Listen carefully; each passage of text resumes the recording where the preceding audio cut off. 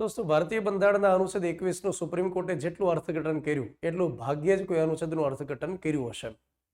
તાજેતરમાં જાન્યુઆરી 2026માં એક ઓર અર્થઘટન કરવામાં આવ્યું અને કેસનું નામ રહેલું છે જયા ઠાકુર કેસ. તમને જ્યારે પૂછવામાં આવે કે જયા ઠાકુર કેસ કઈ બાબત સાથે સંકળાયેલ છે, તો આપણે કહેવાનું અનુચ્છેદ નંબર 21 સાથે અને સાથે અનુચ્છેદ 21A સાથે. અનુચ્છેદ 21 જેમાં હેડિંગ લખવામાં આવેલું છે વ્યક્તિ સ્વાતંત્ર્ય અને જીવનનો અધિકાર. શરૂઆતના કેસીસમાં સુપ્રીમ કોર્ટે અનુચ્છેદ 21નું એકદમ સંકુચિત અર્થઘટન કર્યું કે જીવન જીવવું એનો મતલબ એ થાય કે સરકાર તરફથી કોઈની ગેરવાજબી રીતે અટકાયત ન થાય. ત્યાર પછી કાયદા દ્વારા સ્થાપિત વ્યવસ્થા સિવાય કોઈનો જીવ ન લઈ શકાય. એકદમ સંકુચિત અર્થઘટન કર્યું કે દરેક વ્યક્તિને જીવવા દો.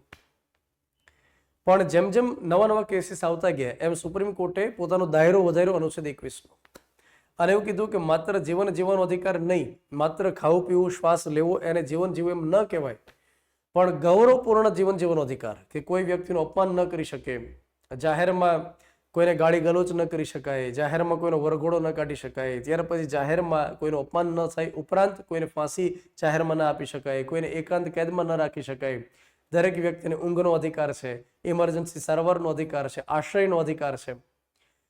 મતલબ કે ઘણી ઘણી બાબતો અત્યાર સુધીમાં અનુચ્છેદ 21 અંતર્ગત સામેલ કરી. ઇવન ઈચ્છા મૃત્યુનો અધિકાર અનુચ્છેદ 21 અંતર્ગત સામેલ કર્યો. તાજેતરમાં હરીશ રાણા કેસ, જે ભારતનો સૌથી પહેલો ઈચ્છા મૃત્યુનો કેસ, જે પરીક્ષાની અંદર તમને 110% પૂછાય એવો સવાલ રહેલો છે. અત્યારે હાલમાં જે સુપ્રીમ કોર્ટમાં મેટર આવેલી હતી એમાં વિગત આખી એવી રહેલી છે કે જયા ઠાકુર નામના વ્યક્તિ સામાજિક કાર્યકર્તા છે અને એમણે સુપ્રીમ કોર્ટમાં એક PIL દાખલ કરેલી હતી, પબ્લિક ઇન્ટરેસ્ટ લિટિગેશન, જાહેર હિતની અરજી.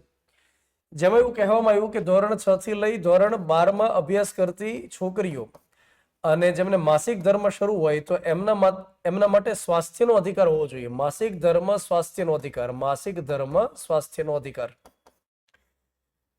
તો સામાન્ય રીતે ધોરણ 6, 7 કે 8ની અંદર ભણતી જે છોકરીઓ હોય એમને મેન્સ્ટ્રુએશન સાયકલ શરૂ થાય.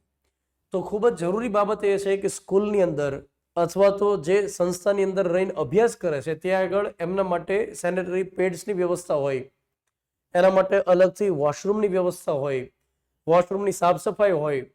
ત્યાર પછી એ છોકરી એટલું સરસ મતલબ ફીલ કરી શકે એવું કમ્ફર્ટેબલ વાતાવરણ એના માટે હોય. તો એના માટે દરેક સ્કૂલમાં, સંસ્થામાં વ્યવસ્થા થવી જોઈએ. તો આને લઈ જયા ઠાકુર નામના સામાજિક કાર્યકર્તાએ સુપ્રીમ કોર્ટનું ધ્યાન ખેંચ્યું અને સુપ્રીમ કોર્ટે આને લઈ અગત્યનો ચુકાદો આપ્યો કે દરેક ધોરણ 6 થી ધોરણ 12માં અભ્યાસ કરતી જે છોકરી હોય એને માસિક ધર્મ સ્વાસ્થ્યનો અધિકાર રહેશે અને સ્કૂલની મેનેજમેન્ટની કે સંસ્થાની જવાબદારી રહેશે કે એના માટે વ્યવસ્થા કરે. તો આપણને જો સવાલ પૂછવામાં આવે કે જયા ઠાકુર કેસ કઈ બાબત સાથે સંકળાયેલ છે, તો આપણે શું કહેવાનું છે? માસિક ધર્મ સ્વાસ્થ્ય સાથે જોડાયેલું કેસ છે. સાથે અનુચ્છેદ 21 એનો પણ ભાગ ગણાયો સુપ્રીમ કોર્ટે, કારણ કે 21 એમાં લખવામાં આવ્યું છે શિક્ષણનો અધિકાર, પ્રાઇમરી એજ્યુકેશનનો અધિકાર.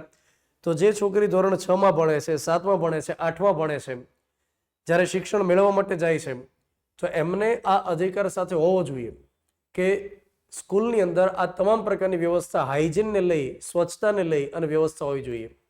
ત્યાં આગળ સુપ્રીમ કોર્ટે એવું કીધું કે દરેક સ્કૂલની અંદર એવા વેન્ડર મશીન મૂકો કે ત્યાંથી સેનેટરી પેડ્સ એકદમ સસ્તા દરે, રાહત દરે છોકરી ત્યાંથી મેળવી શકે.